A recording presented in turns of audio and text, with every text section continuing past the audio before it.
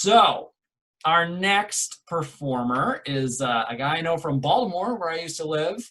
I want you to admire his professional podcasting setup that he's sitting behind, unlike the rest of us chumps who are just like sitting around in our whatever, talking into our computer microphone like a bunch of animals.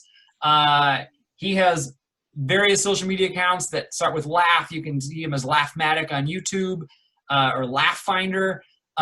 He plays, he's on Twitch on Monday nights, and has a show called Absolute Terror, where he takes edible and plays horror video games, which sounds amazing. Oh, it's in VR, no less. Oh yeah. No, I play Resident Evil 7 in VR after eating a 20 milligram edible and drinking some of my homemade green dragon. It is a transformative and in some ways all right, look, real talk, everyone, before I get into the nitty gritty of it. I was so traumatized this past week. I had to take an hour and a half and sit and look in a mirror and think about myself. Oh yeah, actually, you should spotlight me as well. Oh yeah, sorry, that's true. People are gonna be very confused. They are. I'm spotlighting. I'm the ghost of the manager of the Big Bear grocery store. That's who I am. I've come from beyond the grave to give out plugs for Bryan Preston. Okay. Yeah. So anyway, question about your show. How often do you vomit doing this? Oh, I never vomit doing it. That's the thing, is the weed. That's going to stop you from vomiting. Okay, all right. That's true. I didn't think about that. It works for cancer and it also works for horror. Pretty much, yeah. This is why we have CBD is legal. Yeah, this is what they thought of. This is why we did all that research, was to get to this. This is the end point of science.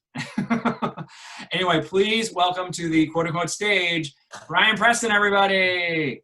Okay, and then I am just gonna get up here and share the screen for just a moment out here.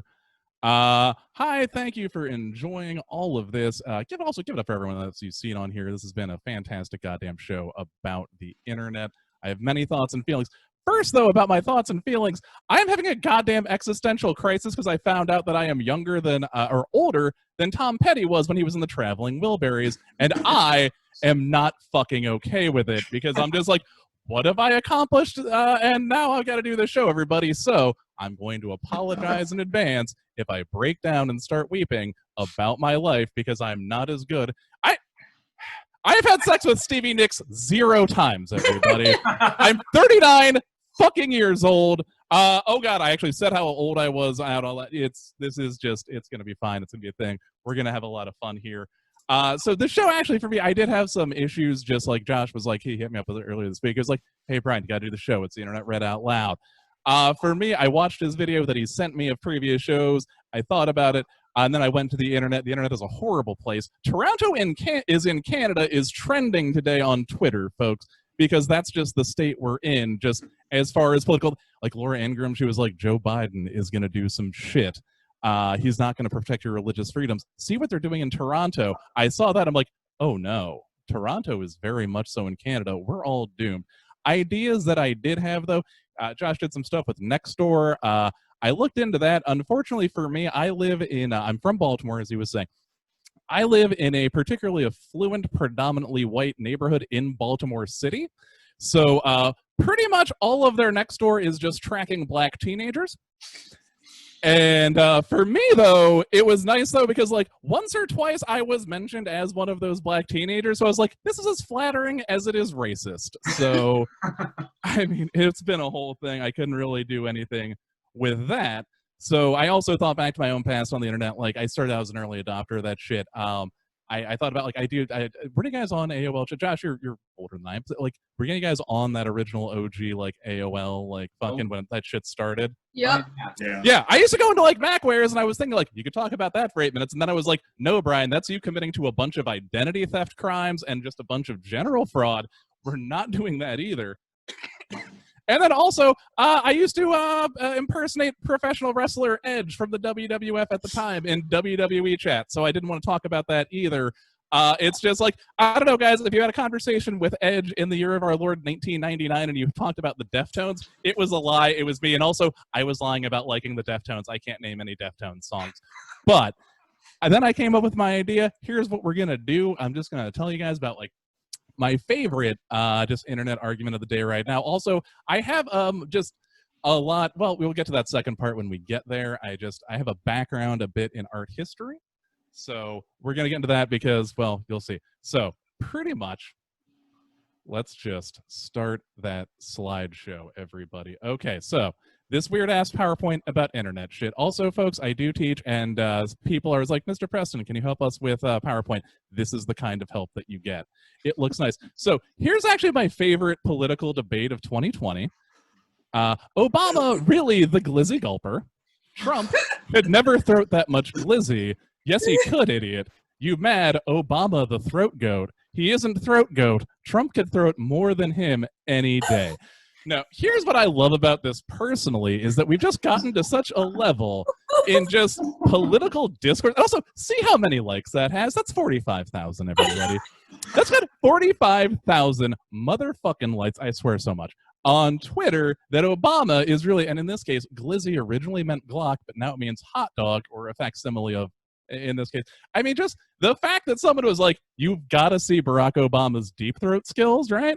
And then someone was like, Trump could never do that. And then someone was so just offended that Donald J. Trump's deep-throating abilities on hot dogs were challenged, that they had to get into the conversation about it. This is just, I don't know, sometimes I look around out the window, I'm like, why are we here? I think back and I look at this and I'm just like, you know what? In some ways, we deserve this. Actually, guys, you know what? After the show, if you want to go out there is now, because of this, an entire just fucking internet subculture on just how much the 2020 presidential candidates can actually, how much glizzy they can throw, as they say.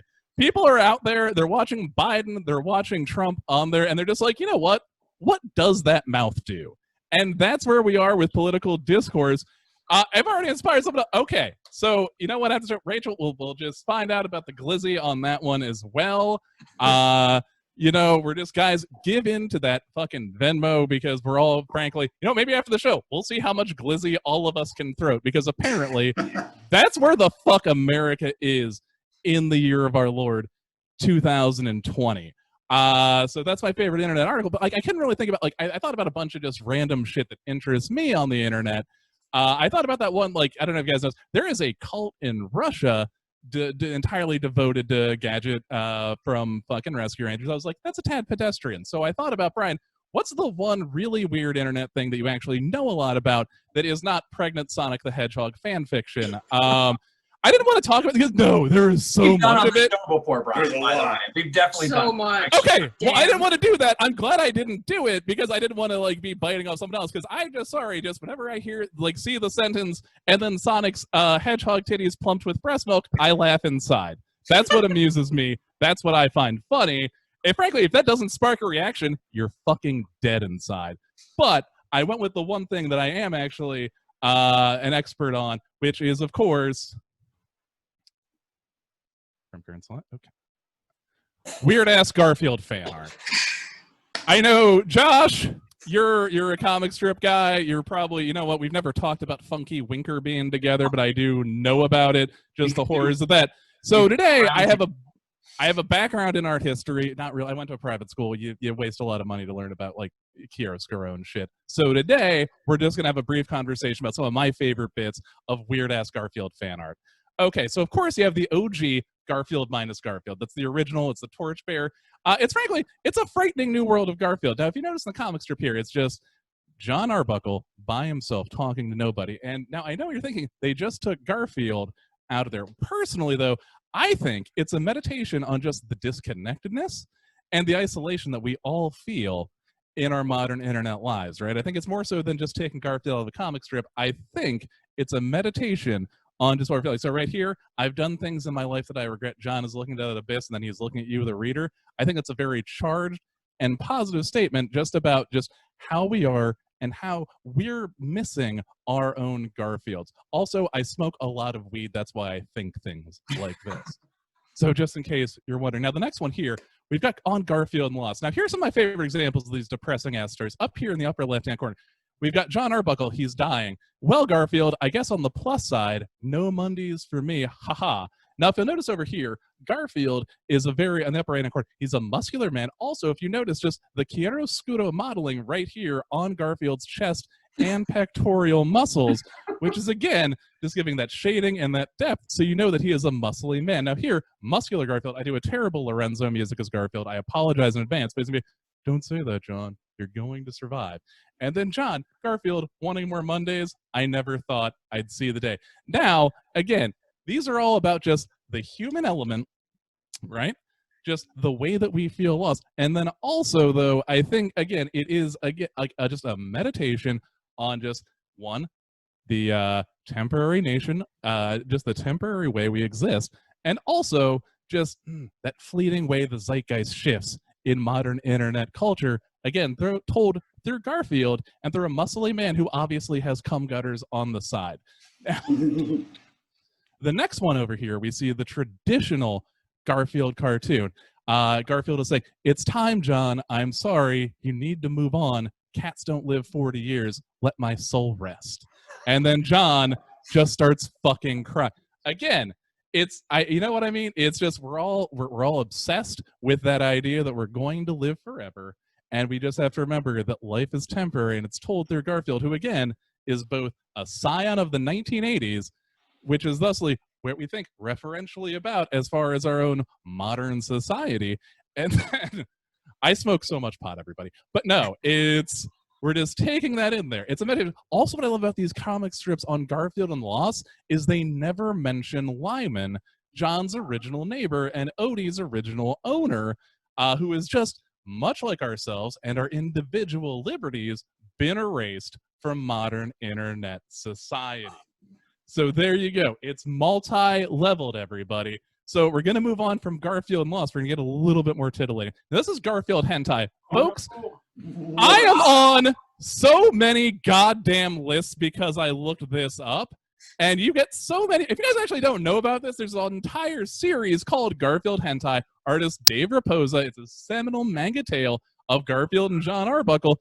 Garfield, though, is now a prostitute. And honestly, yeah, no, I'm on a list now. I had to go and Google Garfield Hentai to get this. It's actually very well drawn. And frankly, no way the most troubling thing you find if you Google Garfield Hentai, which it's, yeah. I'm actually surprised you guys have never heard about it. But anyway, go after this. He's on DeviantArt. It's great. You'll notice here, John Arbuckle is in that traditional anime here. He's like, no, never again. Garfield's days of both sucking and fucking are through. She is not your Asian street meat any longer. So be it, Arbuckle-san. Come on, you son of a bitch. I'm right here. And then, of course, you've got Garfield. Oh, shit, but I love sucking and fucking. Now, the whole series goes like this. It's actually, I think, like the one thing I appreciate most about this is just the production values. Also, as a fan of manga, it is just, it's actually surprisingly well done, that Garfield, seriously, just Garfield Hentai. Honestly, also, the weird part, this is, frankly, the most appropriate one of these I felt that I could get for this show. The rest of it, it's weird. It's, you learn a lot of things about life. Now, here's the rest. This is just, I'm sorry, John. This is a subreddit group that I am actually a member of. The weirdest part of this is I am actually a weird-ass Garfield fan art enthusiast. I find this to be okay. In my opinion, the most troubling bit of Garfield art created is the chapter in Garfield 9 Lives by Jim Davis, where Garfield gets possessed by a jungle spirit and murders a black grandmother. And that's because my grandmother was black. So I just think that's just incredibly troubling. Garfield gets, it's like, it's fucked up. After the show, research Garfield, and also just Garfield 9 Lives, one of those chapters, it's like an American house cat, and then at the end of it, it's implied that he murders a black grandmother. It's fucked up.